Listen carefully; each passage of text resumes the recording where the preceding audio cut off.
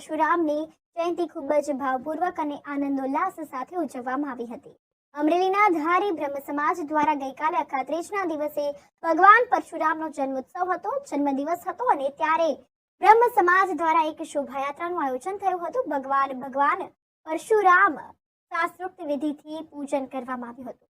તો પ્રથમ ભગવાનનું પૂજન થયું અને ત્યારબાદ ધારી શહેરના રાજમાર્ગી પર ભવ્ય શોભાયાત્રા નીકળી હતી। ખૂબ જ મોટી સંખ્યામાં બ્રહ્મ સમાજના દરેક સભ્યો પોતાના કુટુંબ સહિત આ આયોજનમાં જોડાયા હતા।